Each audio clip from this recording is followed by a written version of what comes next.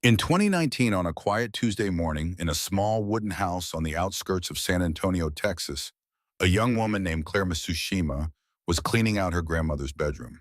The old woman had passed 3 weeks earlier peacefully in the same bed she had slept in for 40 years.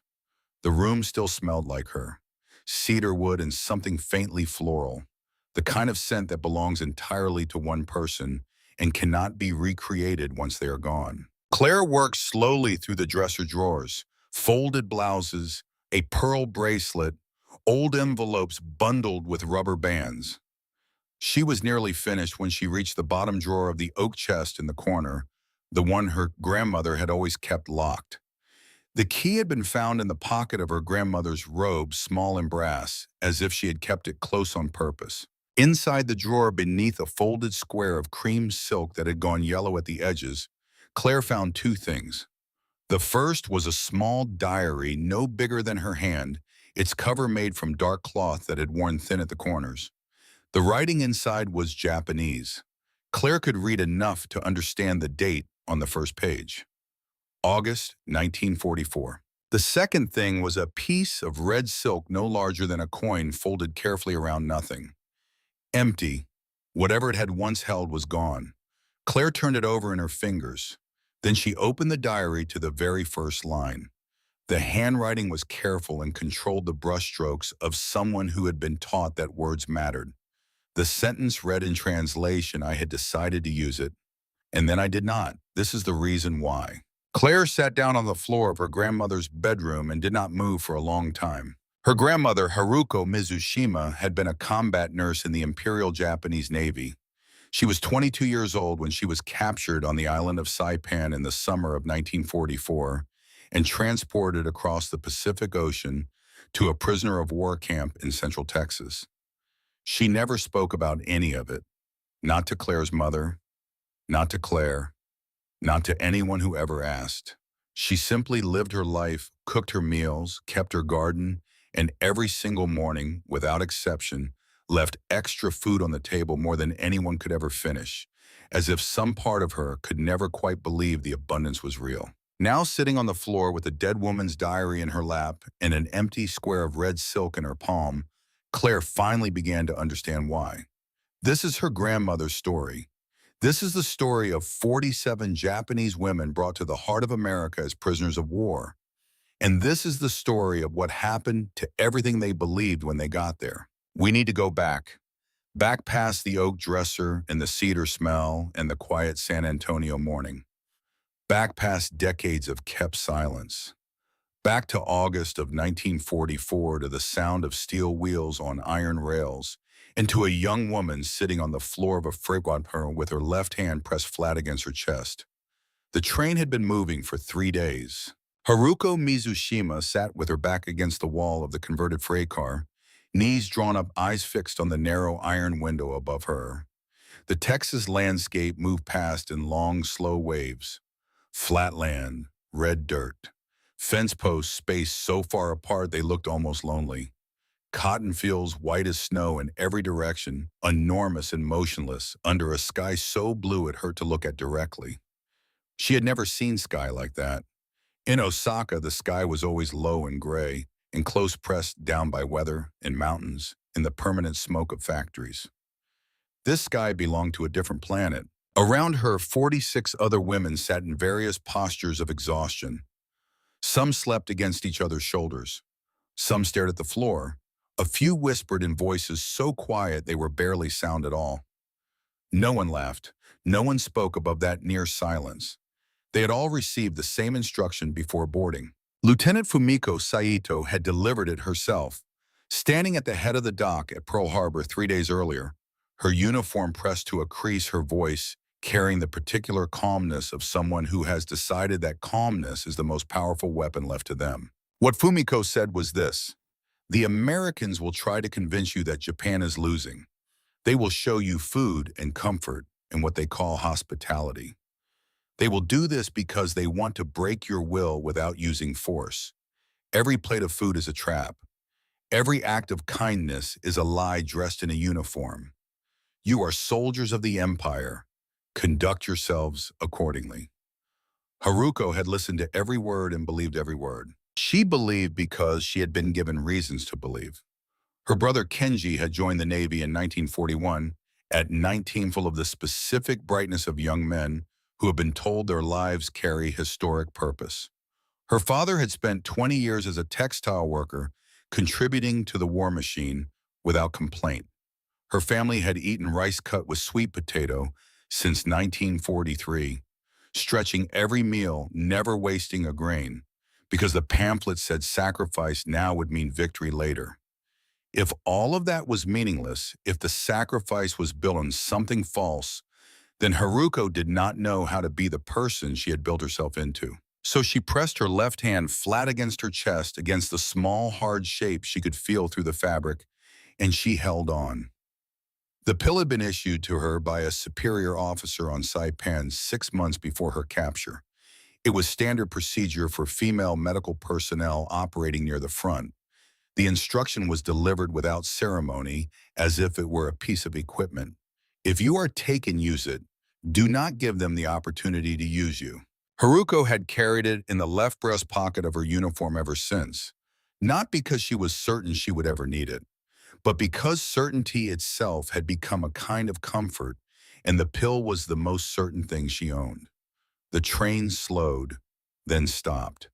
Through the iron window, a sign passed into view and settled at the edge of her vision. Camp Hearn, Robertson County, Texas. The doors opened from outside with a sound like a wound being torn.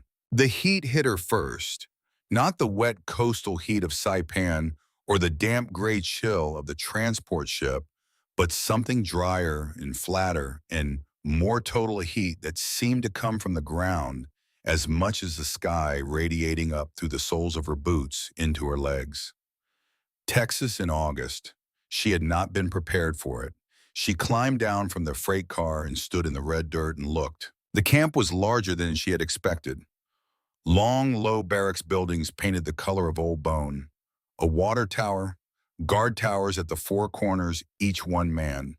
A wide unpaved road running through the center.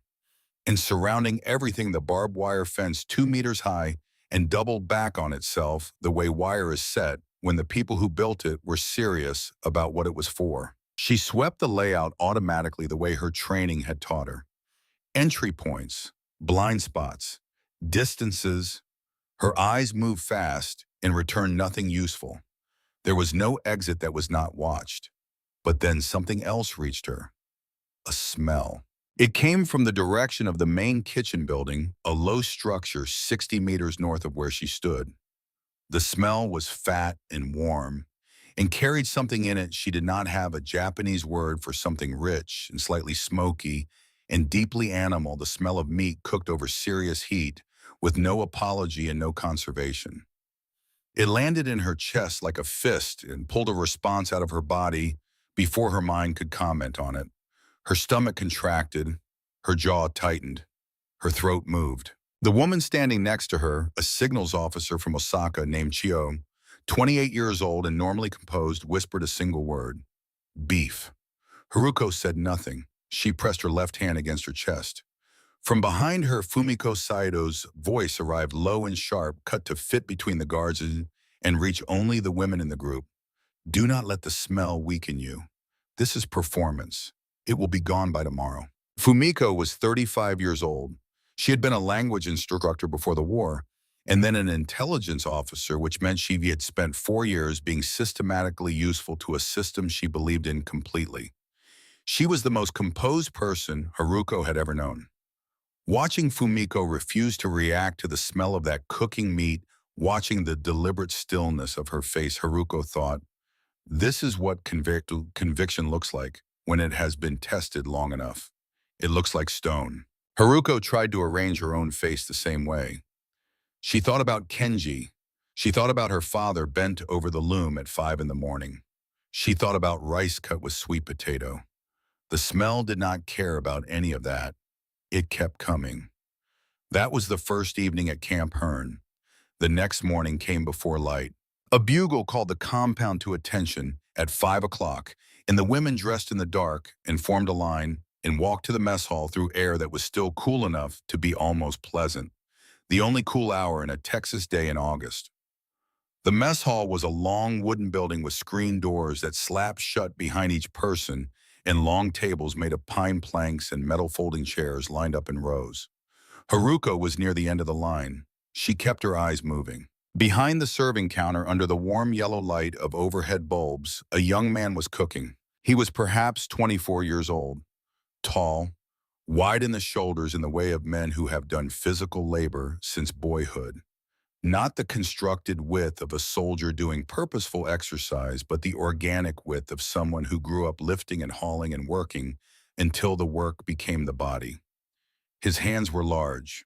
His face was ordinary, not unkind, not warm, simply the face of someone concentrating on what he was doing. He was cooking bacon in a cast iron skillet, the color of a starless night, the kind of pan that has been seasoned by years of use until the iron itself seems to carry the memory of everything cooked in it. The bacon lay across the hot surface in long strips, and the fat was rendering down with a sound that was less like frying and more like a conversation at low volume, a steady, persistent murmur of heat, meeting fat meeting iron. The smell that had reached her at the fence the day before, this was where it came from. Haruko reached the counter. The young man looked up from the skillet. He met her eyes for exactly 1 second, and then he reached for the serving spoon and placed scrambled eggs on the tray in front of her, thick and yellow and steaming. Then 2 strips of bacon lay carefully beside the eggs. A slice of white bread so thick it looked like a building material. A small folded square of butter, the color of a late afternoon sun. A glass of milk so cold the outside of the glass was already wet. She picked up the tray. She found a seat. She sat down. She looked at what was in front of her. She had been a prisoner of war for 11 weeks.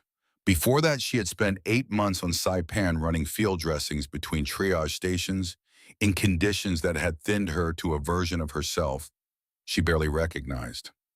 Before that, the last 2 years in Osaka on reduced rations, rice stretched with grain and vegetable, and whatever the household could manage. The last meal she could remember that felt like abundance was the New Year's dinner her mother had made in 1941, the winter before everything changed, when her father still came home before dark, and her brother still laughed at the table. What sat on the tray in front of her was more than that New Year's dinner, more than any single meal she could locate in recent memory. Fumiko Saito sat across the table watching, saying nothing. But the watching itself was a sentence. Haruko picked up the fork, placed it down, picked it up again. She ate. The scrambled eggs were soft in a way she had not tasted in years, cooked in butter, finished with something she thought might be cream.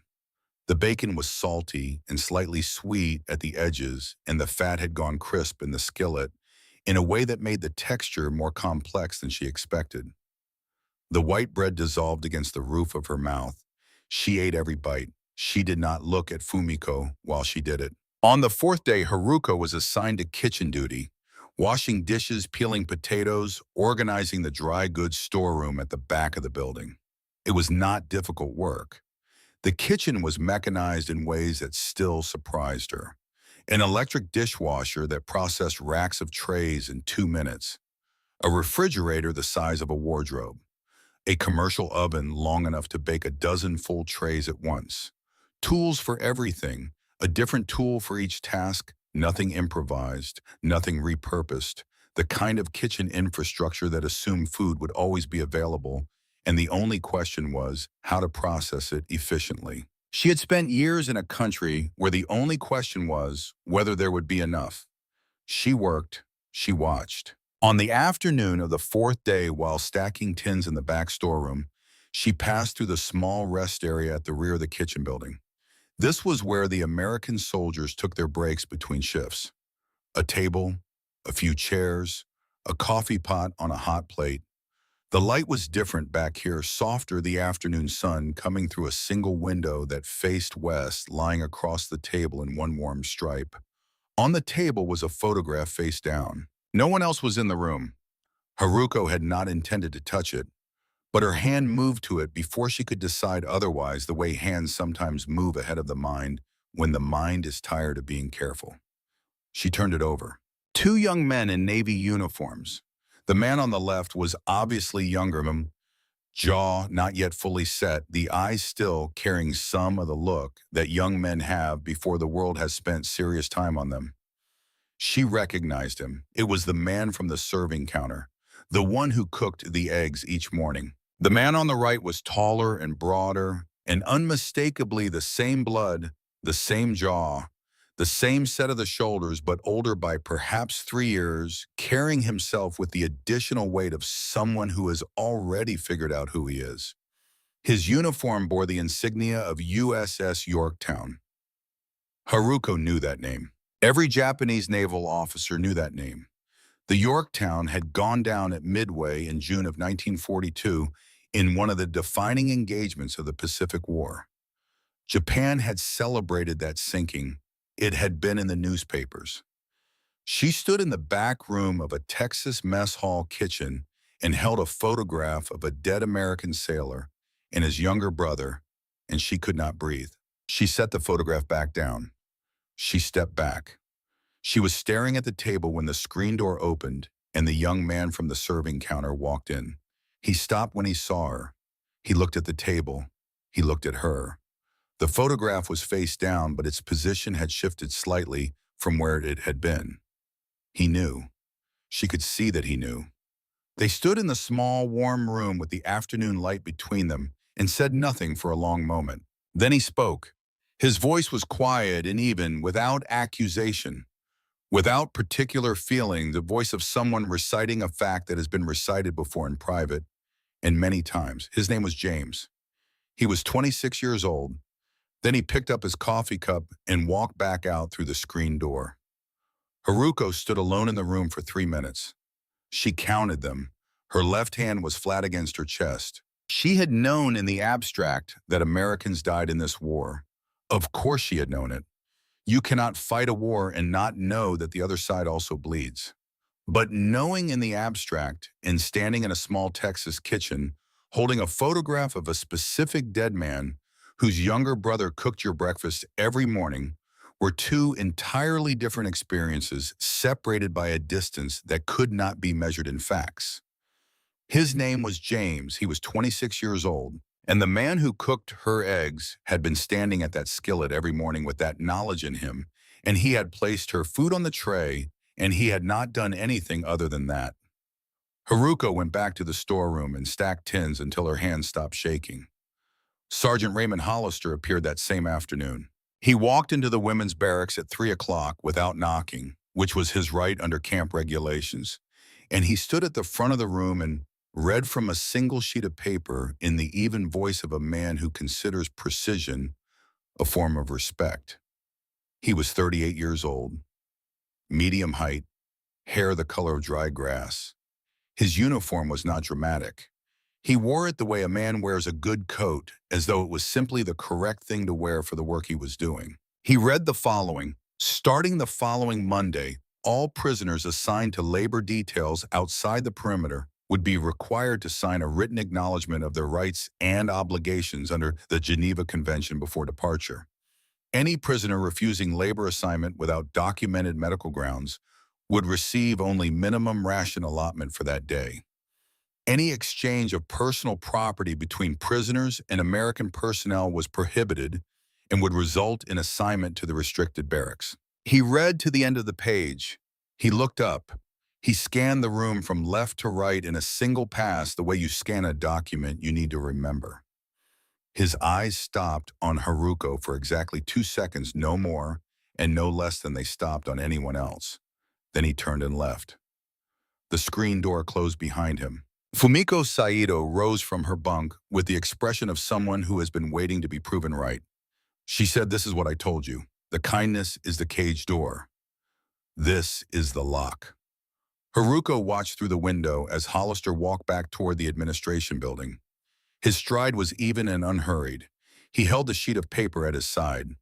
He did not look back. She had seen two kinds of authority in her life. The first kind was loud. It announced itself. It wanted you to feel the weight of it pressing down. The second kind was quiet and systematic and did its work through process rather than presence. Raymond Hollister was the second kind, and she understood watching him walk away across the red Texas dirt that the second kind was harder to push against. You could resist a man who raised his voice. You could find the gaps in someone who lost control of himself. But a man who worked only through the rules, who never gave you a moment of anger to grip, who was always technically correct and nothing more than technically correct, that man was a different problem entirely. She did not know then what she would later learn about him. She did not know about his brother David, who had marched the Bataan Death March in April of 1942 and had not come back from it. She did not know that before the war, Hollister had taught world history to 16-year-olds in Augusta, Georgia, and had spent those years telling students that empires did not fall because of battles, but because of logistics, because of supply lines and steel production, and whether the farms could feed the soldiers. She did not know that he knew already how this war would end, not because of hope or ideology, but because he had taught the mechanics of it for a decade and could read the numbers. What she did not know about Raymond Hollister could have filled a book. But what she observed in those first days was enough to tell her this: he was not a man who hated carelessly. He had organized his hatred the same way he organized his paperwork, with precision and patience, into something that would hold up under examination. That was more frightening than anything else he could have shown her. She knew only what she saw: a man with a sheet of paper and a voice like a level surface. That night, Camp Hearn went quiet in layers. First, the outer sounds stopped. The trucks, the guards changing at the towers. Then the sounds of the barracks itself diminished. Breathing evened out. The wooden walls settled. By midnight, the only sounds were the Texas crickets outside the screen windows, a continuous low vibration like something the earth itself was saying under its breath. Haruko was not asleep. She had been watching the dark since 10 o'clock, lying still with her eyes half open, watching the ceiling and listening to the rhythms of sleep deepen around her. This was something she had learned on Saipan. The body can rest without sleeping. The mind can be still without being absent. You wait, you observe. And sometimes if you wait long enough and stay still enough, you see what the darkness is holding. At 2 in the morning, she saw it. Fumiko Saito rose from her bunk. She moved without sound, which Haruko had always known was possible, but had never quite seen executed with such completeness. She crossed the barracks floor to the far corner, where 3 women slept in adjacent bunks, and she woke them with the lightest pressure, a hand on a shoulder, a finger against a lip. The 4 of them gathered in the corner with the careful stillness of people who have done this before. Haruko watched through the narrow gap of her barely open eyes. Fumiko was holding something. A small metal tin no larger than a tin of salve. She set it on the corner of the lowest bunk and opened it. Inside, even from across the barracks in near darkness, Haruko could see the dull glint of small objects. Then one by one, the 3 other women reached into their clothing and produced items. Small things, wrapped in cloth or folded in paper. Each one placed carefully into the tin. Haruko understood before she finished watching. Pills. They were surrendering their pills, not using them, surrendering them, giving them to Fumiko to hold. But a field medic's mind does not stop at the surface of a thing. A field medic's mind automatically calculates quantities, concentrations, the difference between what a single pill can do and what a collection of pills properly administered to the right part of a system can do. Haruko had been trained in pharmacology out of necessity. She knew what certain compounds could achieve in certain volumes. She knew what you could do with the contents of that tin if you did not intend to use it the way it was meant to be used. She lay still. She breathed at the rate of someone sleeping. The tin was closed. The 3 women returned to their bunks. Fumiko held the tin against her body and moved back to her corner of the barracks, and did not lie down, but sat on the edge of her bunk, very still, facing a direction that Haruko could not quite determine in the dark. Outside, the crickets continued their low, flat note. Haruko pressed her left hand against her chest. The small, hard shape was there. It had always been there. But for the first time since Saipan, the thing it represented felt different to her, less like certainty and more like a question she did not yet know how to answer. She lay in the Texas dark, and she did not sleep, and she thought about a dead man named James Morrison, who was 26 years old and a living man who had cooked her eggs that morning, with hands that trembled slightly when he thought no one was watching, and a woman across the room who was sitting in the dark with a tin of collected poison and a plan that Haruko could feel like pressure behind her eyes, but could not yet see the full shape of. She thought about her brother Kenji, who had joined the Navy with a brightness in his eyes that she could still recall precisely the way you can recall a specific quality of light on a specific afternoon when you are very far from home and it is very late at night. She thought about what it meant that the people running this camp gave their prisoners butter. Real butter, soft and yellow, more butter in one morning than her family in Osaka saw in a week. She thought about the electric refrigerator in the kitchen building, larger than the entire pantry in her parents' home.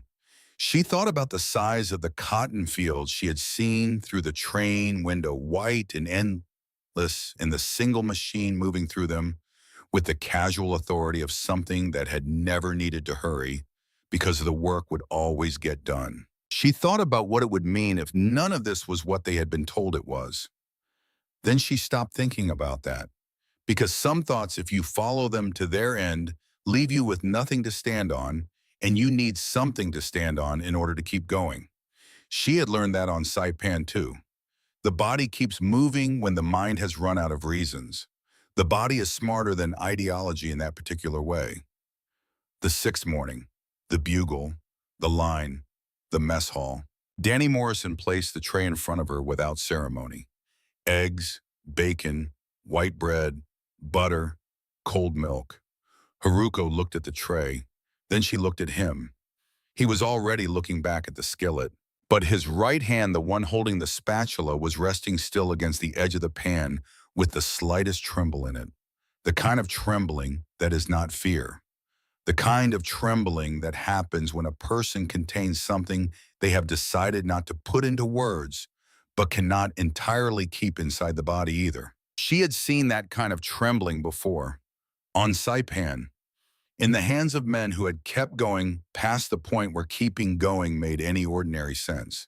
You recognized it not by how it looked, but by what it cost. The stillness of a body working against itself.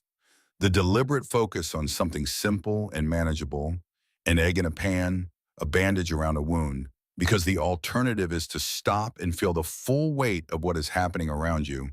And the full weight of what is happening around you is not something you can afford to feel and still function. Danny Morrison cooked breakfast every morning and kept his right hand steady, and she had been watching him for 6 days, and she thought she understood something about the quality of that particular effort.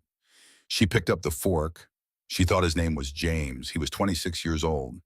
And this man is still here, and I am still here. And neither of us chose any of this, and yet here we both are separated by a counter in a skillet in a war that neither of us decided to have. She ate her breakfast. Outside the mess hall windows, the cotton fields ran white and silent to the horizon under a sky so blue it still hurt to look at directly. The pill was still in her left breast pocket, for now. September came to Robertson County the way it always did, without apology. The heat did not break so much as shift, moving from the flat white blaze of August into something slightly more amber, slightly more angled, the kind of heat that still meant business, but had at least learned to cast a shadow. The cotton fields around Camp Hearn reached their full whiteness. In those weeks, the bowls split open and straining outward like something trying to escape the stem it grew from. The sky stayed enormous. The red dirt roads stayed dry. The crickets filled every night with their one continuous note, as steady and impersonal as breathing. The labor details began on a Monday. Haruko had been expecting something like the work she knew from home, the close physical labor of hands-on soil of bodies bent in rows, the kind of agricultural work that moves at human speed and requires human judgment for every individual task. What she was not expecting was the Callaway farm. The trucks left Camp Hearn at 6 in the morning with 18 women in the back and 2 armed guards in the cab. Tommy Garrett was one of the guards that first day, riding with his rifle across his knees and his cap pulled low against the sunrise glare. He was 19 years old and had been in Texas for 4 months, assigned to Camp Hearn directly out of basic training, and he had clearly not yet decided what his face was supposed to do when he was in proximity to the women he was tasked with guarding. He settled on looking at the road. The Callaway farm spread across the flatland for what seemed to Haruko like an impossible distance. She had grown up in Osaka, where distance was measured in city blocks, and the horizon was always interrupted by something built. Out here, the land went on until it simply stopped at the edge of Scone, and the stopping felt arbitrary, as though the land had agreed to the horizon as a courtesy rather than because there was any actual reason to end. The cotton fields were first row after row running to the east, and then an orchard of peach trees heavy with late fruit, and then beyond a low rise, a complex of tin-roofed buildings that turned out to be the processing operation. She climbed down from the truck and stood in the dirt and tried to understand the scale of what she was looking at. A single harvesting machine was moving through the far end of the cotton field. It was the size of a small house painted green and yellow, and it moved at the walking pace of an unhurried man, ingesting the cotton rows at the front and producing cleaned fiber at the rear in a continuous and apparently effortless operation. One man sat in the elevated cab of the machine, one hand on the wheel, the other holding what appeared to be a cup of coffee. He was not working. He was supervising a process that had, for the most part, ceased to require human effort in any traditional sense. Haruko stood and watched for a long time. In Osaka, she had spent 2 summers picking cotton with her mother and the neighbors starting before dawn, crouching and reaching and pulling until the fingers went numb and the back became a single continuous ache. A good team of workers on a good day in a reasonably sized field produced enough fiber to be meaningful, but not enough to be extraordinary. It was the kind of labor that reminded you of your smallness, your limitation, the finite amount of effort a human body could produce before it needed to stop. The machine across the field did not need to stop. Chio appeared at Haruko's shoulder. Chio was 28 years old and had been a school teacher in Osaka before the war, and she carried with her the particular quality of attention that good teachers develop the habit of noticing things and wanting to understand them, rather than simply record them. She was looking at the machine with the same focused disbelief that Haruko felt. She said very quietly, "We were told their machines were old and failing, that their factories were running out of parts." Haruko did not answer. There was nothing useful to say. The machine moved through the cotton field with the serene patience of something that had never been told it was failing and therefore did not know to act that way. The morning passed in the orchard.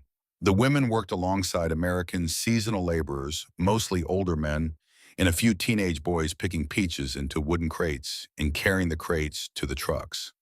The work itself was familiar enough to reach and twist and lift the weight of a full crate against the arms.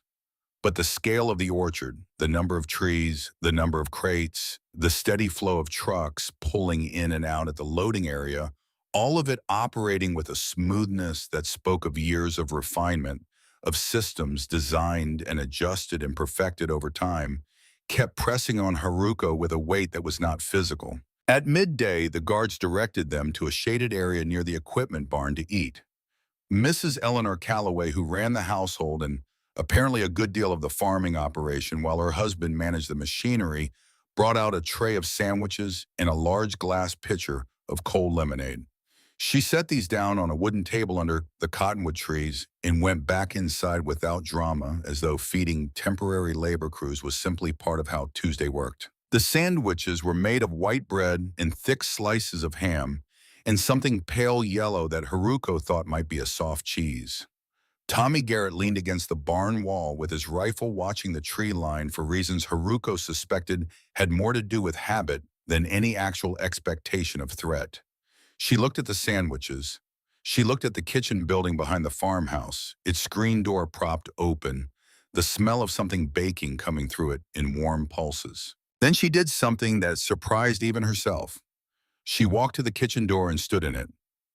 Mrs. Callaway was at the counter rolling pie dough. She looked up without alarm. Haruko gestured toward the back of the kitchen, toward the stove, and made a motion that she hoped communicated the intention to cook rather than the intention to steal or destroy anything. Mrs. Calloway looked at her for a moment, then stepped aside and gestured toward the stove with the rolling pin. In the back of the kitchen, Haruko found a bag of rice in the pantry. She found a small container of sesame seeds and a dry piece of fish in a paper wrapper, both of which she recognized from the camp supply store where prisoners were sometimes allowed to purchase small items. She had been carrying these in her pocket for 3 days without quite knowing why. She cooked the rice in a pot on the gas range, watching the flame adjust under the burner with a precision that still seemed to her almost miraculous. After years of cooking over charcoal and sometimes wood, she toasted the sesame seeds in a dry pan until they were just past golden, the smell of them rising into the kitchen in a way that pulled something out of her chest that she had not been aware of carrying. She broke the dried fish into small pieces and folded them into the rice with the sesame and a little salt. She put the result in a bowl and carried it out to the table under the cottonwood trees and set it down in front of Mrs. Calloway, who had followed her out with the look of someone who is uncertain whether to be confused or curious and has decided provisionally to go with curious. Mrs. Calloway sat down at the table. She looked at the bowl. She picked up a spoon because she did not know about chopsticks and tasted the rice. Her eyebrows rose. She set the spoon down. She picked it back up. She said, "Well, I will be," in a tone that Haruko did not understand the words of, but understood the meaning of entirely. Tommy Garrett pushed off from the barn wall and walked over, not in his capacity as a guard, but in his capacity as a 19-year-old from Iowa who had not yet learned to pretend he was not curious about things. He looked at the bowl. He looked at Haruko. She pushed the bowl toward him. He took a careful spoonful and tasted it. Then he took a less careful spoonful. He said slowly, with the deliberate enunciation of someone trying to be understood across a language gap, "Good. Real good." Those were 2 words. Haruko filed them away in the part of her mind that had begun without her permission collecting small pieces of English. But it was more than the words. What she had just done, standing at a stranger's stove, in the middle of Texas, cooking something from home in a kitchen that belonged to the enemy, feeding it to a woman who was supposed to be her captor and a boy who was supposed to be her guard, and watching their faces change when they tasted it. She had done something that the briefings and the instructions and the ideology and the pills and the tin in Fumiko Sato's hiding place had no category for. She had simply cooked something. She had simply fed someone, and they had simply eaten it and said it was good. 3 weeks later, on a Tuesday afternoon in the far cotton field, a rattlesnake bit Tommy Garrett. He was walking the perimeter of the field alone, which he should not have been doing, and which he probably knew he should not have been doing, but which 19-year-old boys in flat terrain on warm afternoons with no immediate threat visible will do anyway, because the combination of heat and boredom and the belief in their own exemption from consequence is very powerful at that age. He was walking through the dry grass at the edge of the drainage ditch when his left boot came down 18 inches from a diamondback that had been lying motionless under the bleached grass and had decided, in the way that rattlesnakes make decisions, that this constituted a threat. The snake struck at the ankle above the boot line fast, in the way that things that have been perfected by millions of years of natural selection are fast, which is to say faster than any conscious response could manage. Tommy went down. He called out once loudly in a voice that had not yet finished deciding whether to be a man's voice or a boy's voice. Haruko was the closest person to him, 30 meters no more. She was carrying a crate of picked cotton, and she set it down and was running before she had consciously processed what had happened. The body moving on the track that training had laid for it, the mind coming along behind as a passenger. She reached him and assessed the situation in the first 5 seconds. Diamondback. Strike on the lateral ankle. Fang marks, visible swelling, already beginning at the site. His face was going the color of old paper. She pulled the belt from her own waist before he finished saying whatever he was trying to say, looped it above the bite site, and drew it firm, not tight enough to cut circulation entirely, but tight enough to slow the systemic spread. She took the small knife she carried for field work, the one authorized for agricultural use and 3 inches long, and she made two shallow incisions at the puncture sites just through the skin, and she pressed her mouth to the wound and pulled. She had done this before, not in Texas, in a field hospital in Saipan, on a man who had stumbled into something similar in the undergrowth near the perimeter. The mechanics of it were the same. She spat. She pulled again. She spat again. Tommy was looking up at her with the particular expression of someone who has arrived somewhere they had no map for. He said something in English. She did not understand the words, but the question in them was universal and unmistakable. She looked at him directly. She shook her head once firmly, the way you answer a question when there is no time for nuance, and the only thing you have available is conviction. She continued working for 6 minutes before the other guards arrived. By that time, she had reduced what the camp doctor later estimated was a clinically significant envenomation to a manageable one. He told her this through a translator the following day, using medical language that she understood without the translation, because anatomy and pharmacology spoke their own common tongue across languages. Tommy Garrett lived. He would walk with a slight stiffness in that ankle for the rest of his life, particularly in cold weather, and 60 years later, he would point to the small, pale scar and tell the story to anyone who asked and to some who did not, because it was one of those stories that does not fit inside ordinary categories and therefore needs to be told repeatedly in order to remain real. Fumiko Saito was sitting on her bunk when Haruko returned to the barracks that evening. The compound had buzzed with the news of what had happened, the way small, enclosed communities buzz when something breaks the pattern. Fumiko had heard. She watched Haruko come through the door, strip off her work clothes, sit down on her own bunk. The two women looked at each other across the dim room. Then Fumiko said what she had to say in the careful, even voice of someone who has thought the words through before speaking them. "You saved an American soldier." Haruko did not answer immediately. She looked at her hands, which still had the faint, metallic smell of blood on them, despite the washing. Then she said he was bleeding. Fumiko looked at her for a long moment. The look was not angry. It was something more complicated than angry, the look of someone watching a wall develop a crack and calculating what is on the other side of it. She said nothing more. She turned back to whatever she had been doing. But Haruko felt the weight of the silence, felt it pressing on her, the way heat presses omnidirectional and total. Fumiko had not raised her voice. She had not threatened. She had said 4 words and then gone quiet. And somehow that was worse than anything louder would have been. That night in the barracks, Haruko lay on her back and looked at the ceiling and thought about what she had done and whether she would do it again, and found that she could not construct a version of events in which she would not. The man was bitten by a snake. She was trained to treat snakebite. Those two facts existed in a space where ideology did not have enough room to operate. The body in front of her was a wounded body. The skill in her hands was a healing skill. Everything else was a story told by people who were not in the field at that moment. She turned onto her side. Through the screen window, the Texas stars were enormous and very close. The sky so clear that the stars had depth to them, the near ones brighter and the far ones dimmer. The whole arrangement suggesting a distance so vast it made the fence around Camp Hearn seem slightly absurd. The pill was in her pocket. It had not moved. November arrived and the weather finally relented. The heat backed away from 90 degrees and left the mornings cool and the evenings almost cold.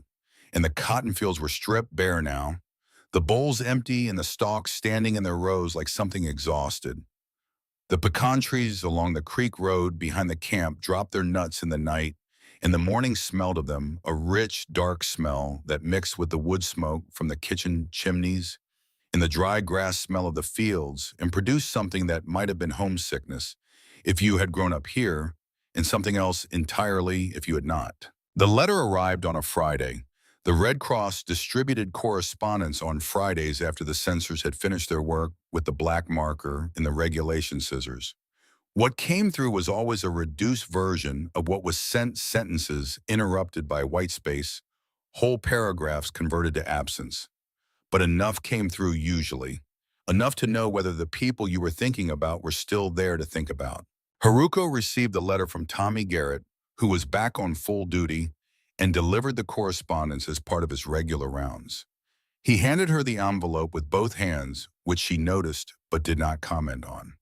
She took the letter to the far corner of the supply room where she had been assigned to afternoon work, the same place she had found the photograph of James Morrison 3 months earlier, and she sat on a crate and opened it. Her mother had written it.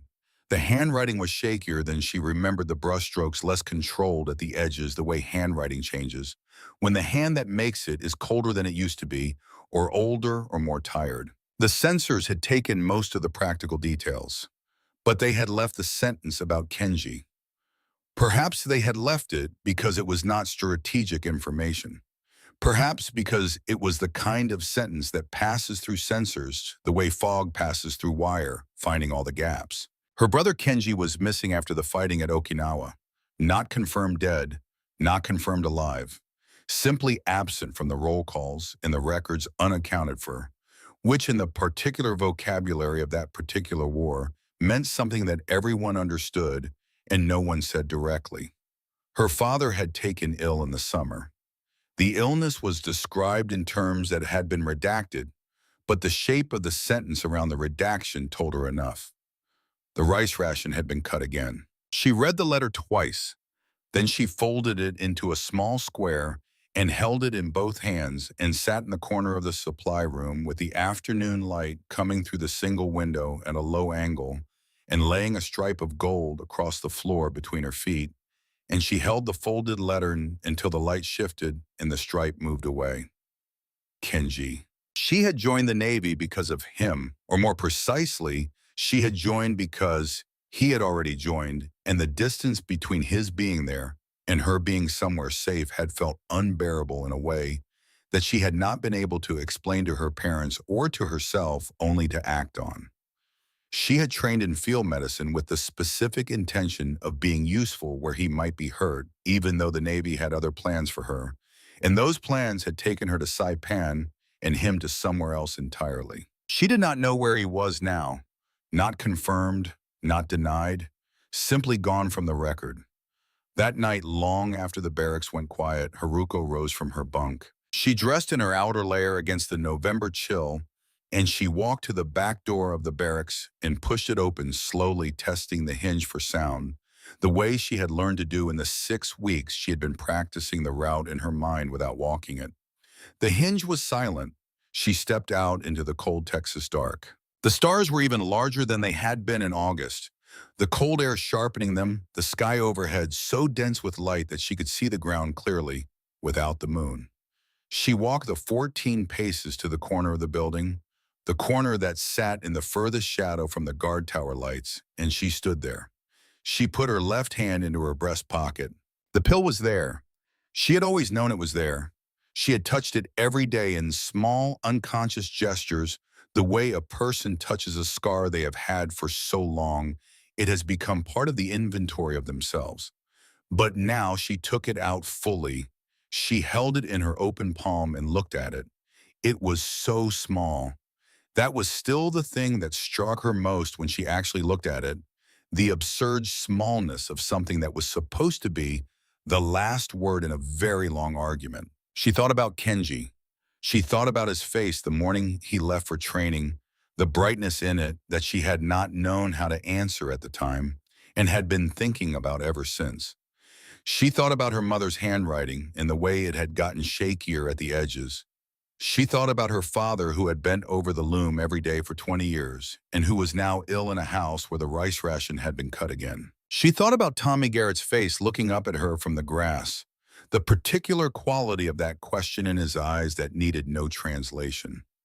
She stood in the cold dark and turned the pill over in her fingers, and then she thought about something else.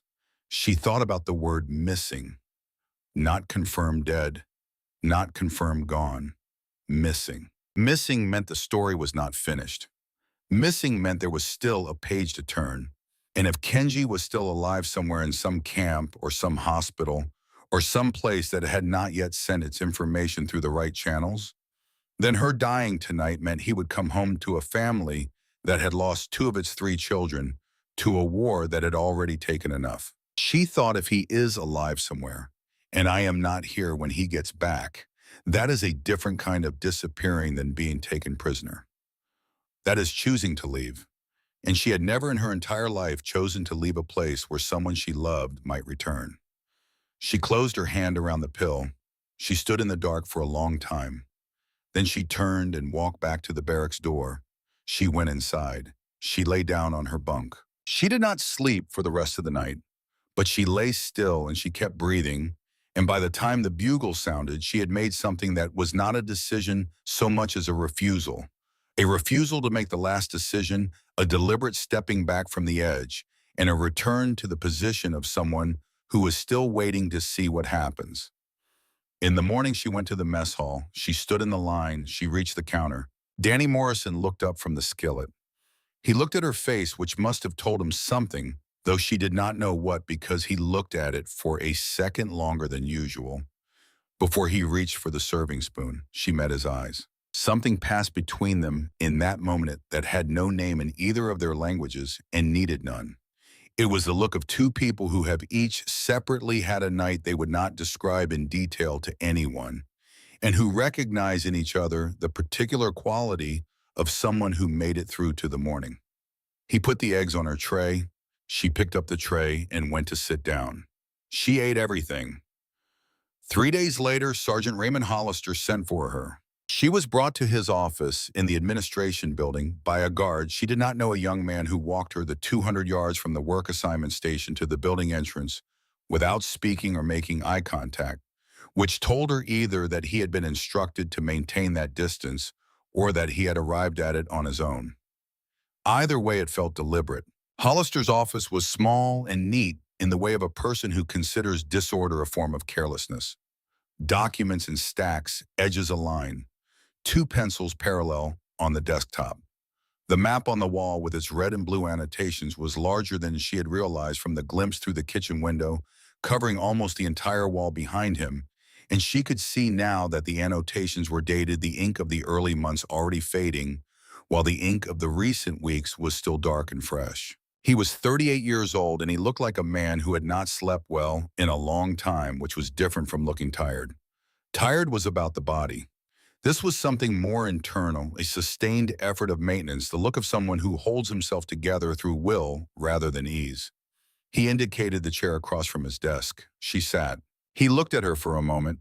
Then he said something, carefully paced the words chosen and spaced for comprehension across the language gap.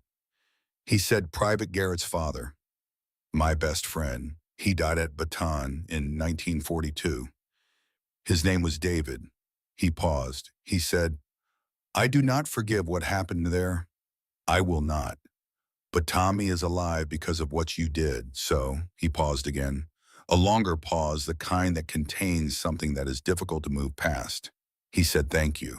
Then he looked down at his desk and picked up a pencil and made a note on the document in front of him, which was the gesture of a man who has said what he intended to say and considers the conversation concluded.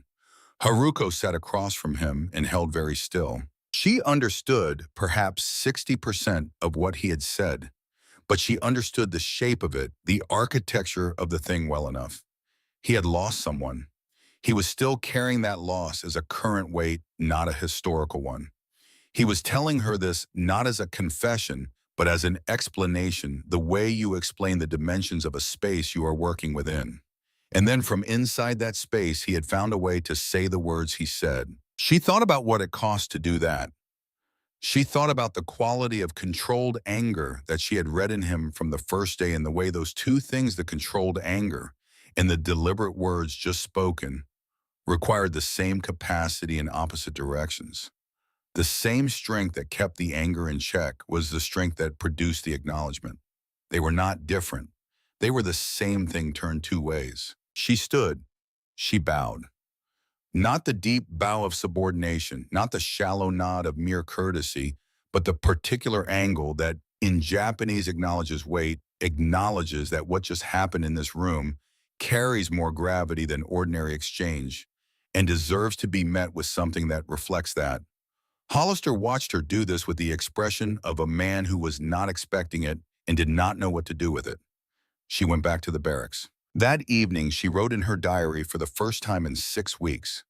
She wrote in Japanese, which the censors would send to the translation unit, and which would be returned to her, as all her diary entries were with certain passages underlined in pencil to indicate that they had been read. She wrote, "I went to the edge tonight and came back. I do not know yet what I came back for. But I think the man in the administration building, the one who organized his hatred into something he could live with, said something today that might be part of the answer. He told me the truth about his grief. People who have decided to lie do not do that." She closed the diary and put it under her pillow. Outside, the Texas night settled in over the camp, heavy and cold now, the stars burning in the clear, dark air above the barracks roof. Somewhere in the compound, a door closed.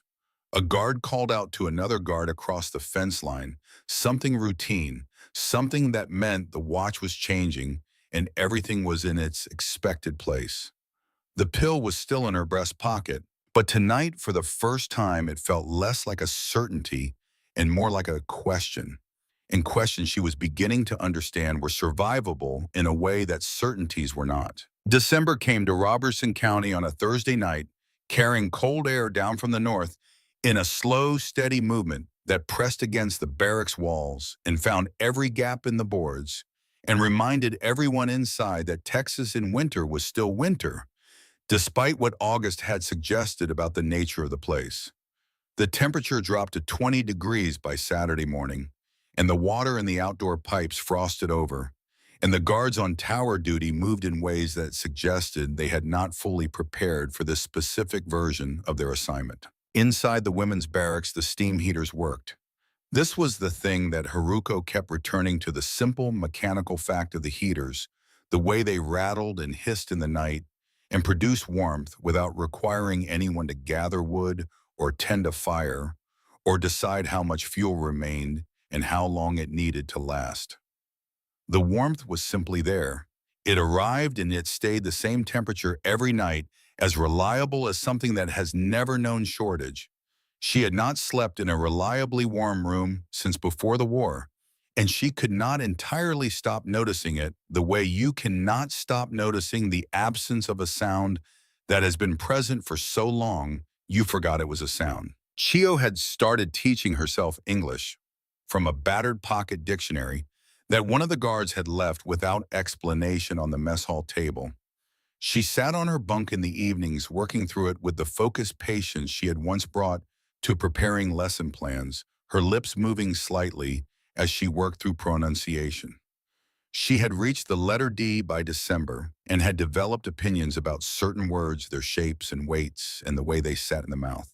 The other women watched her do this with various degrees of interest and discomfort. Fumiko Saito watched with no expression at all, which was its own kind of statement. Haruko watched Fumiko. She had been watching Fumiko since November, since the night she had returned from the edge of the fence, with the pill still in her pocket and her mind in a different configuration than it had been before she walked out there. She watched the way someone watches a weather system, not with fear exactly, but with the specific attention you bring to something that is moving in a direction that matters and whose next movement you cannot predict with certainty. Fumiko had changed since the autumn. Not externally, not in any way that the guards would have noticed or that could have been written into a report with any useful precision. She was still composed. She still moved through the barracks with the controlled deliberateness of someone who considers how she carries herself a form of resistance. She still spoke to the younger women in ways that reinforced their identity as soldiers, as representatives of the empire, as people whose behavior reflected on something larger than themselves. But the tin was gone from its place under the loose floorboard. Haruko had checked 3 times, pressing the board down slowly in the nights when the barracks was deepest into sleep, reaching underneath and finding only the cold bare earth of the Texas ground. Whatever was in the tin had been relocated, and things that are relocated from hiding places are either discarded or moved closer to the moment of their use. She watched Fumiko. On the 15th of December, a church group from the town of Hearn arrived at the camp in 2 cars and a truck. They unloaded boxes at the main gate, and the boxes were processed through the security procedure and then distributed to the various sections of the camp. The women's barracks received 8 boxes. Inside were hard candy in cellophane wrappers, handmade scarves in colors that suggested the knitters had each made their own decisions about what was needed. Small paperback books in English, 2 decks of playing cards, and in the bottom of one box, wrapped separately in newspaper, a fruitcake in a tin with a red ribbon around it. One of the women picked up a wrapped candy and stared at it with the expression of someone trying to decide whether to trust a thing that has no apparent reason to exist. Haruko picked up a green scarf and held it. Someone had knitted this. Someone she would never meet, sitting in a house in a small Texas town she had never heard of before. She became a prisoner and it had taken yarn and needles and produced a scarf and driven it to a prisoner of war camp to give to an enemy she did not know. There was no advantage in this for the knitter. There was no strategic calculation. There was no propaganda value that Haruko could identify. Fumiko Saito did not take anything from the boxes. She sat on her bunk with her hands in her lap and watched the other women open candy wrappers and hold up scarves, and she was very still in the way of someone managing a strong internal reaction through the application of will. 2 days before Christmas, a choir came. There were 12 of them, mixed voices from one of the churches in town, and they stood outside the fence of the women's section in the cold December dark and sang. Their breath came out in small clouds in the flashlight beams from the tower guards, and their voices rose and fell through songs that Haruko did not know the words to, but whose structures she could follow the way you can follow a conversation in a language you are learning without yet catching every sentence. The women came to the windows. Then several of them drifted to the door and stood in it, coats on, looking out through the fence at these people who had come to sing for them on a cold night for no reason that involved winning or losing anything. One of the songs had a slower tempo and a minor key that lived in a different place than the others, somewhere deeper and more internal. And Haruko felt it in the way that certain music locates something in the body that everyday life keeps covered. She did not know the name of the song. She did not know what the words meant. She only knew that 12 people in winter coats were standing outside a prisoner of war camp in Texas and singing it toward the women inside with their full voices and with no detectable irony. Chio, standing beside her in the doorway, was crying. Not dramatically, not loudly, just the quiet, progressive wet of someone who has encountered something they were not armored against. Haruko put her hand on Chio's arm and held it. She was thinking about something she had observed at Saipan in the last weeks before her capture, when the situation had become clear, and the remaining question was only of timing. She had watched people in extremity behave in both directions. Some became harder, more contracted, turning the last of their energy into something closed and defined and defended. And some cracked open, and what came out of them was not weakness, but a kind of luminosity, the specific quality of light that exists only in things that have given up pretending to be something other than what they are. She thought about which direction she wanted to go in the time remaining. The choir finished and got back in their cars and drove away, and the women went back to their bunks, and the camp settled into its nighttime arrangement of sounds. Haruko lay awake for a long time, and then she slept, and when she slept, she dreamed about Osaka, about the smell of the harbor, and the sound of the textile machines from her father's workshop. And in the dream, her brother Kenji was there, still, young, still, bright, standing in the doorway of the workshop with his hands in his pockets. And he looked at her with an expression she could not quite read upon waking, but that felt in the way feelings in dreams feel, like something between a question and a reassurance. January and February moved through the camp like two people with somewhere else to be. The work details continued. The food did not change. The mornings were cold and the afternoons were mild, and the evenings came early, and the stars were enormous every night, and the heaters rattled in the walls, and the routine pressed everything flat. But beneath the flat surface of the routine, the war was continuing to arrive in fragments. News came through in the ways that news comes through confined places, incompletely and out of order, through the words of guards who forgot to keep their expressions neutral, through the reports that were permitted to reach the prisoners under the Geneva Convention, through the body language of the administration, when something significant had happened, and the effort of not showing it was imperfectly maintained. The women assembled these fragments the way you assemble a picture from the pieces that fall where you can reach them. What assembled was not encouraging. The empire was losing ground on every front. Cities whose names Haruko knew from her childhood names that had carried weight and permanence were being burned. The reports were careful and incomplete and official, and they still managed to contain enough that anyone with a map in their head and the willingness to read between the lines could understand the direction of travel. Fumiko Saito read these reports with the focused attention of a professional, and Haruko watched her read them, watched the particular stillness that came over her face in those moments, the stillness of someone calculating rather than grieving, which was a different kind of stillness entirely. In March, she found the tin. She had been cleaning the storeroom in the far end of the barracks building at a monthly duty, rotated among the women, moving crates and sweeping the concrete floor beneath them. She moved a stack of empty wooden supply boxes from the shelf that ran along the back wall, lifted them down one by one, and there it was resting on the shelf behind the last box where the shadow was deepest. The tin was heavier than it had been in November. She could tell this without opening it. She held it in both hands and felt the weight and let her feel Medica's mind run the calculation. It ran automatically the way it had run it before and arrive at the number it had arrived at before and then continue past that number to the next question, which was not how much, but how specifically the application point, the target, the system that would carry it where it was intended to go. She thought about the water supply. She thought about the pipeline that ran from the main tank to the kitchen and the barracks, the single distribution point where everything the camp consumed passed through a common junction. She thought about the number of people in the camp, not only the women in her barracks, the entire camp. She stood in the storeroom for a long time. Then she put the tin inside her shirt against her skin and finished sweeping the floor and stacked the boxes back on the shelf. She carried the tin for 2 days before she went to Fumiko. She went in the morning an hour before the work detail trucks arrived when the barracks was at its quietest. The women either still in their bunks or gathered near the door waiting. She sat down on the bunk beside Fumiko without waiting to be acknowledged, which was itself a statement because the protocol between them had always been one in which Fumiko established the terms of engagement. Fumiko looked at her. Haruko placed the tin on the bunk between them. Neither of them spoke for a moment.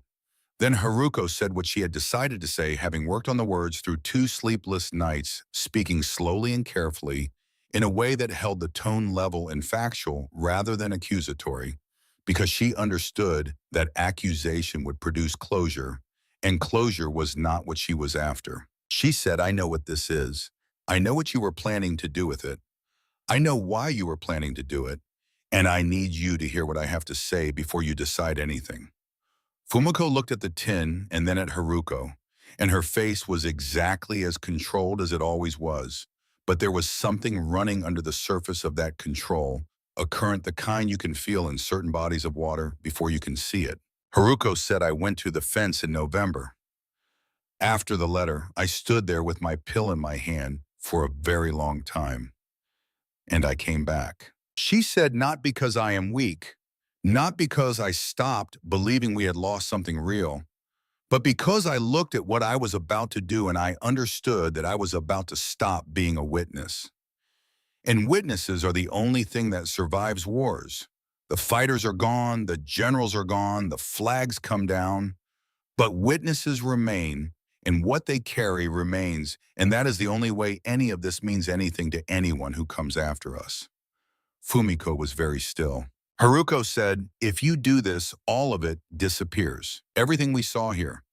Everything that happened to us and what it actually was and what it means. It disappears into the story of an atrocity, and they write that story, and the thing we know, the thing we actually lived, becomes invisible inside it. And the people who come after us never see it." The morning light was coming through the barracks windows at a low angle, laying strips of pale winter gold across the floor between the bunks. In the distance, the breakfast bugle was beginning its approach down the corridor of the morning. Fumiko looked at the tin.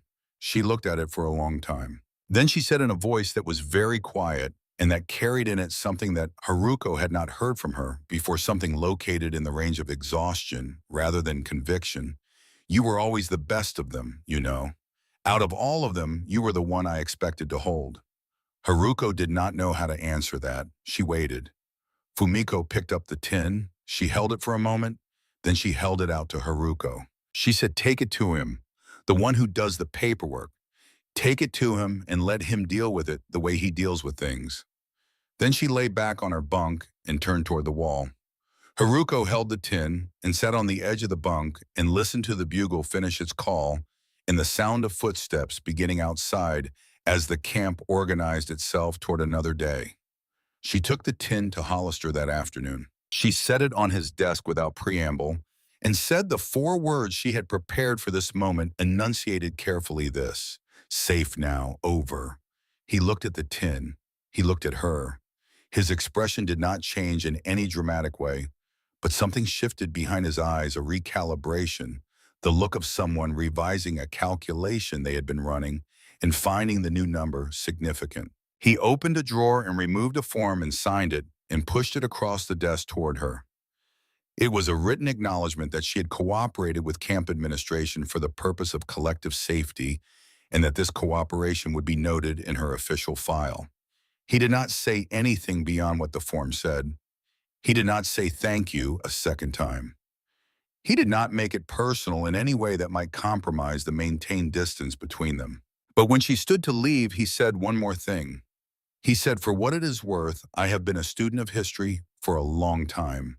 And I think the people who see clearly from inside the losing side and who survive it and who carry what they saw forward into the world after, those people are more important than most of what gets put in the books." She did not understand all of it, but she understood enough. She bowed. She left. The morning of the 15th of August, 1945 began in the ordinary way. The bugle, the line, the mess hall, the smell of the coffee and the eggs, and the particular warmth of the kitchen, building that was already familiar enough to have become something close to comfort. Tommy Garrett at the gate, his ankle healed, but the scar visible above his boot line when he walked. The red dirt road, the wide flat sky of a Texas August morning, already bright and already hot at 6 o'clock, the sun insisting on itself the way Texas suns did. Then at 8:17, from the direction of the administration building, a sound Haruko had not heard at Camp Hearn before. Cheering. Not the organized sound of a drill or a ceremony, but the irregular, uncontrolled sound of people who have received news that has escaped their management of themselves, who have been trying to be soldiers and have temporarily forgotten who are simply people at this moment, loud and breaking open. She was in the laundry building when it started sorting linen with Chio. They looked at each other. The sound spread, more voices from different parts of the camp joining and building in an uneven way that felt geological. The way a sound that begins in one place moves through a structure until the whole structure is carrying it. Then one of the younger guards, barely 17, appeared at the laundry building door with his cap pushed back on his head, in his face, in a state she had never seen a face in before, a state that was somewhere between relief and grief, and something that had no single name, and he said something she did not understand, and then he said it again, and then he went away. Chio, who had reached the letter W in her pocket dictionary, said the words she thought she had understood. "Over?" She said, "I think it is over." Haruko set down the linen she was holding. She walked out of the laundry building into the August morning. The camp was in the kind of motion that happens when the rules that organize a space are suddenly removed and the people in it have not yet organized themselves around whatever comes next. American soldiers were embracing each other in the open ground near the administration building. Someone was ringing the camp bell repeatedly, not in the measured way it was rung for meals and assemblies, but continuously, joyfully, without concern for what the repeated ringing meant in any official context. 2 guards were sitting on the ground with their backs against the fence, their rifles laid across their laps, not looking at anything in particular. Danny Morrison was sitting on the steps of the kitchen building. He was not crying, he was not celebrating. He was sitting very still with his hands on his knees, and his head slightly bowed and his shoulders were moving in a rhythm that was slower than breathing and had more in common with something that happens in private. Haruko stopped a few feet from him. He looked up. She had not planned to say anything. She had not prepared anything. But she looked at his face and she thought about James, whose name Danny had said once in a quiet Texas kitchen, and never again, and whose chair at whatever table he would have sat at was still empty somewhere in the world. The way those chairs always remain empty. And she thought about Kenji, who was missing and might still be somewhere on this earth or might not be. And she thought about all the things that the word over did not actually end, the things that would continue, regardless of what any document said or any bugle played. She said in English the words she had been assembling slowly since September, your brother. He was good. I am sorry. She did not know if that was correct grammar. She did not know if it fully said what she meant. But Danny Morrison looked at her for a long moment with something moving through his face that she recognized because she had felt it herself, the specific ache of being seen in the middle of a grief you carry alone. He nodded once, a small, precise nod. Then he looked back down at his hands. Haruko stood in the August morning and looked at the sky, which was the same enormous blue it had been on the first day, unchanged by everything that had happened under it. Hollister was standing at the edge of the open ground, apart from the celebration, holding a clipboard he was not looking at. He was watching the camp reorganize itself around the news, the way a geographer watches water find its new level after something has changed the landscape. She walked to where he was standing. She stood beside him. They looked at the camp together for a while. He said without looking at her, speaking at a pace she could follow, I have been angry every day since April 1942. Since David. I do not know what today changes about that. He paused. He said, but I am glad you are still here. That is a true thing, whatever else is true. She stood beside him and looked at the camp and thought about what it meant to be glad someone was still there. She thought about it in terms of her brother Kenji, who might be still there or might not. She thought about it in terms of the women in the barracks. She thought about it in terms of herself standing at the fence in November with the pill in her hand and coming back. She said carefully, I am glad also. 2 weeks later, before the formal processing for repatriation had fully begun, Haruko rose before the bugle. She dressed in the dark and took her coat and walked out the back door of the barracks into the September morning, which was cool and still in the particular way of that hour before the sun has committed to the day.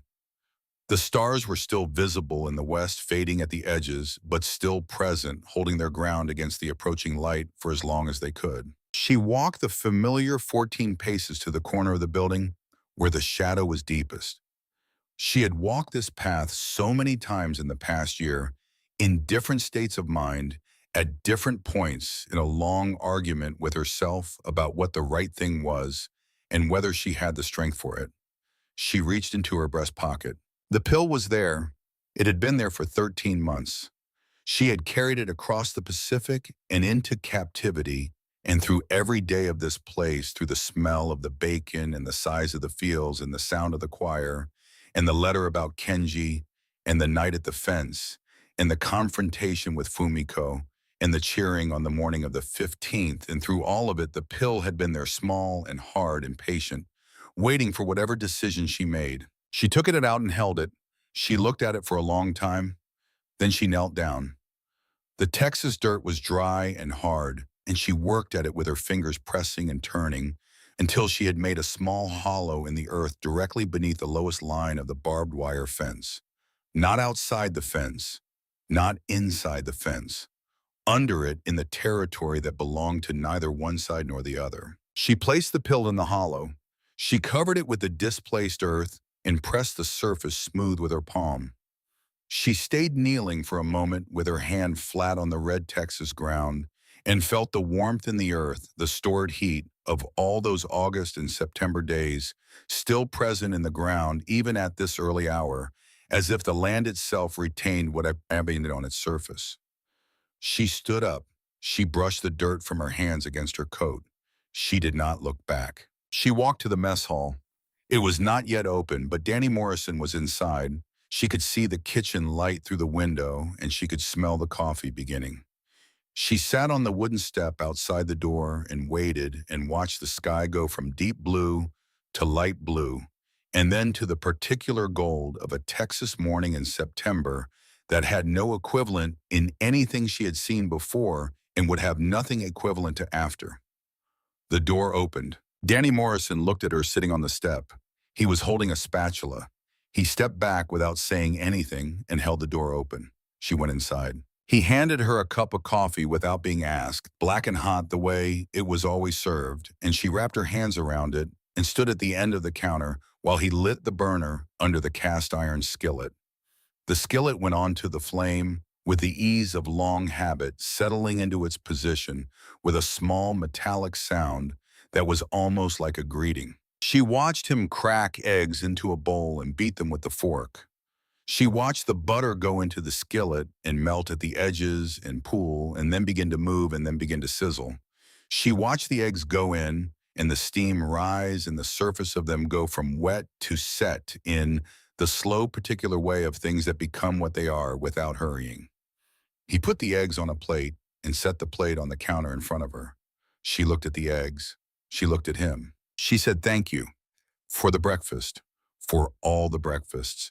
She said it slowly and she thought she got the grammar right. He looked at her for a moment. Then he did something she had not seen him do before.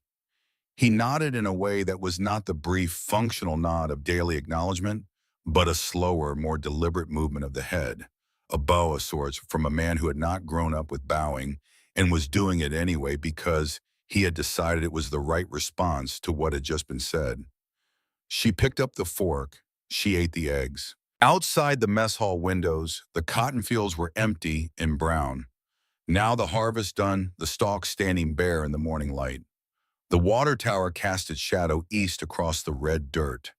The guard tower at the corner had a man in it who was not watching anything in particular, just keeping watch, which was his job, and which he would do until the last day the camp operated, and then he would go home to wherever he was from, and this would become one of the things he had done that he would either talk about or not talk about for the rest of his life, depending on what kind of man he turned out to be. The repatriation ships left from California and the journey back across the Pacific took 14 days, and Haruko spent most of it on deck in the early mornings when the air was cold and the water was gray and the horizon was the same in every direction in absolute and democratic flatness. She thought about Osaka. She thought about the smell of the harbor and the sound of the looms. She thought about what she would find when she arrived, and she did not try to prepare for it because preparation requires a map, and she did not have a map for this. She did not know yet that Kenji had come home. She did not know yet that he had arrived in Osaka 6 weeks before her, thinner than she had ever seen a person be, and still walking, carrying a silence around him that would take years to translate. She did not know any of that yet. She knew only the gray water and the cold air and the thing she was carrying back, which was not in any pocket or bag or trunk, but which was present nonetheless. Tommy Garrett drove back to Iowa in the fall of 1945 in a car he had bought for $40 from a man in Dallas who needed the money. The scar on his ankle ached in cold weather, and he developed the habit of walking slightly on the outside edge of his left foot, which his mother noticed within the first week of his being home, and which she never directly asked about. He worked on the family farm for 3 years and then got a teaching certificate and taught school in Cedar Falls for the next 4 decades. He was a quiet man in most respects, but he talked to his classes about the war with a specificity that other people's classes did not receive a willingness to describe what he had actually seen rather than what the general shape of the story was supposed to contain. He started writing in 1985. It took him 2 years to find the right way into the material, the way that made it feel true rather than constructed, and what he found was the image of a woman kneeling in the dark beside a fence pressing something into the Texas earth. He had not known what she was doing at the time. He had been on his way to the far tower for the change of watch, and he had seen her in the corner where the shadow was deepest, and he had stopped and watched and then walked on because something about the quality of the moment told him it was private, that to interrupt it would be a violation of something, though he would not have been able to name it then. He named it later. He named it in the book. He called the chapter The Thing She Left Behind. He spent 2 years finding the right publisher, and when the book finally appeared, it found its readers quietly the way books about specific true things sometimes do, passing from one person to another, through the particular word of mouth that belongs to stories that do not fit neatly into existing categories.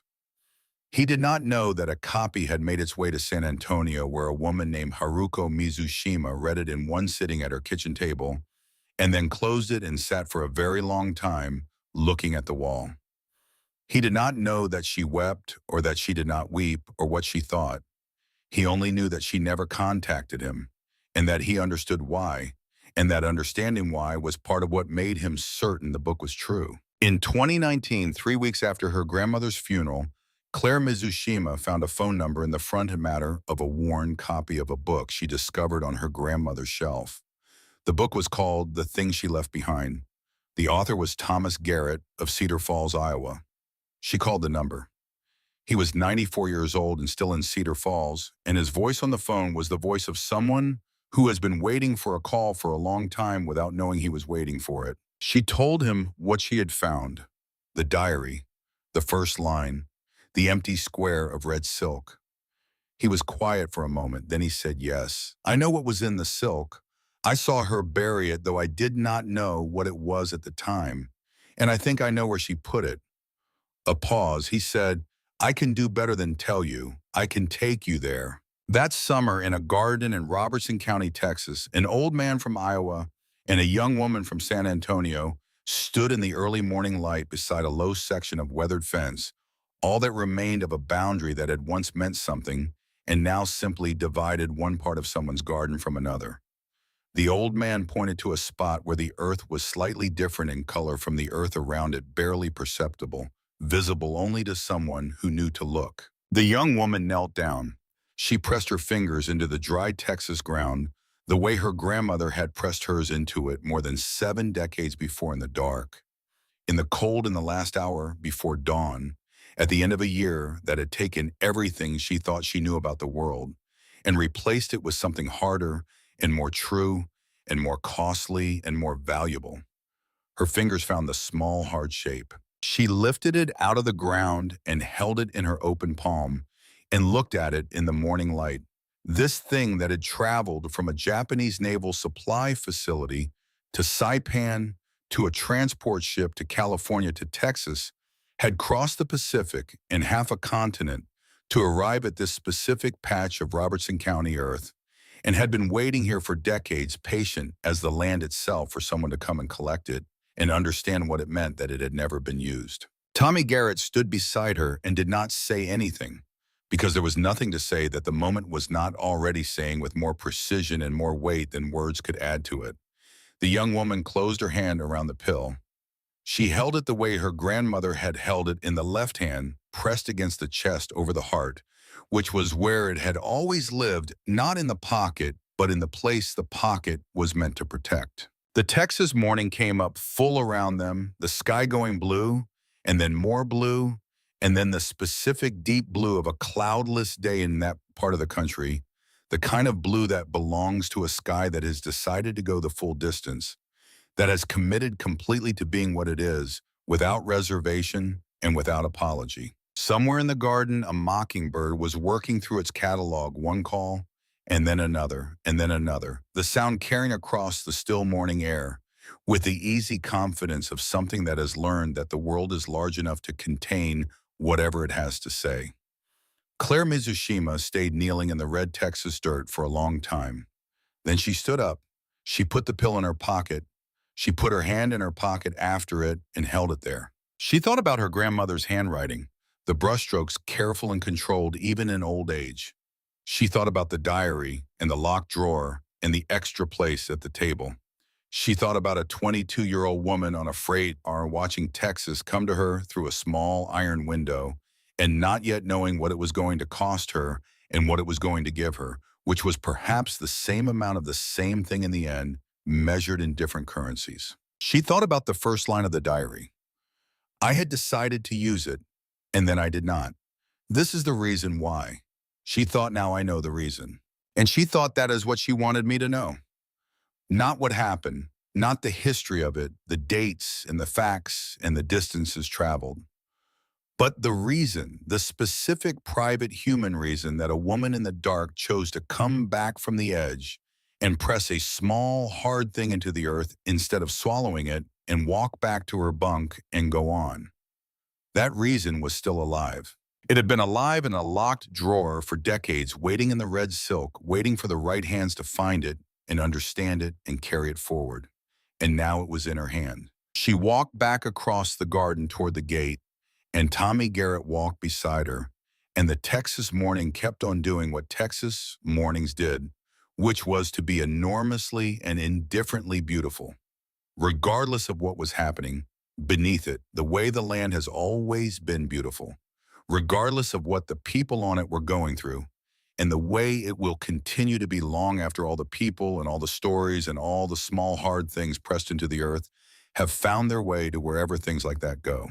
But for now, in this morning, in this light, it was enough. It was more than enough. It was the thing she had come for.